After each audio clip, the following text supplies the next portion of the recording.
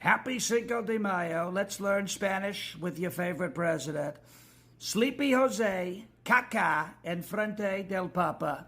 And that means Sleepy Joe pooped in front of the Pope. And it was a disgrace. He went to the Vatican and he pinched a loaf. He dropped a Tootsie Roll in front of the Pope. You're not supposed to do that. And they say the Vatican smelled worse than Lizzo after a night at Pizza Hut.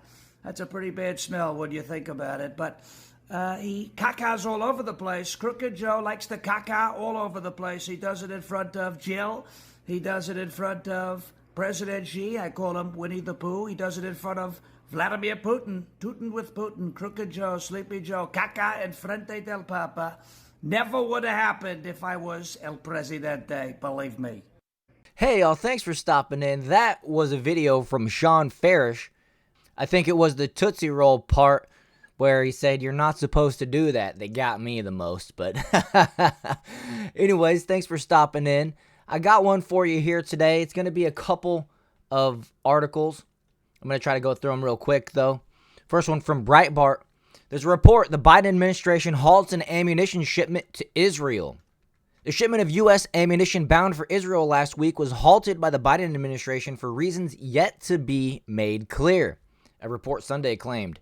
Israel officials were left scrambling as to why the shipment was withheld, Axios reported, while CNN declared the decision was unrelated to U.S. opposition to gain invasion of the Hamas terrorist stronghold of Rafah in the southern Gaza Strip. And that's referring to the beachhead that the United States is constructing currently that supposedly has been shut down for weather. And it's my understanding that it has already taken some fire, maybe some mortar shells, things like that, from people within the Gaza Strip, assuming Hamas. But the border administration recently signed off on $26 billion of military and humanitarian aid for Israel in its war against Hamas. Officials have repeatedly warned against moving into Rafah, where over 1 million displaced Palestinians are sheltering from the war, which Hamas integrates with the population, so who knows how many of those folks are actually soldiers. The National Security Council said in a statement to The Hill, the Biden administration's backing of Israel has not changed, outlining the United States has surged billions of dollars in security assistance to Israel since the October 7th attacks, passed the largest ever supplemental appropriation for emergency assistance to Israel, led an unprecedented coalition to defend Israel against Iranian attacks, and will continue to do what is necessary to ensure Israel can defend itself from the threats it faces. Last month, National Security Advisor Jake Sullivan stated that it's not clear that it's even possible for Israel to have a credible plan for an invasion into Rafah that the White House would support, as Breitbart News reported. Israel has previously stated it believes the Biden administration is slow-walking the military aid, including urgently needed ammunition. Israelis are determined to win the war. Columnist Carolyn Glick, who has long advocated for returning Israeli arms production from the U.S. to Israel, said that 50,000 Israel volunteers would show up to build weapons if asked. So basically, the United States is selling them weapons, right? Or just building them and giving them? I'm not sure. And then we have an update. The Times of Israel reports that Israel says ammunition deliveries are continuing as normal. Speaking to Ynet, an Israeli official downplayed the Axios report, saying even now a continued series of defense shipments are being sent from the U.S. to Israel. It's possible that one shipment or another is delayed, but the flow continues, and we're not aware of a policy decision to stop it, the official added. Israeli government spokesperson David Mincer told Breitbart News on Monday that he had not seen reports of any suspensions of U.S. ammunition shipments. Now, a big question here is, does Biden have the authority to actually stop these shipments given that they have been approved by Congress? And the answer is no. But let me take you over here to this other part, also from Breitbart. Pro-Hamas protesters funded by Biden's own political donors. Interesting. In conjunction with this potential halt on ammunition going over to Israel, this story is claiming that Biden donors are actually pro-Hamas. So let's check this out and see what we can learn. The pro-Palestinian anti-Semitic protests on university campuses across the nation are funded by President Joe Biden's own political donors, which could explain why he hesitates to condemn them and won't investigate them. Biden equivocated last month when asked to react to the protests, saying that he condemned the anti-Semitism, but also condemned those who don't understand what's going on with the Palestinians, which puzzled observers.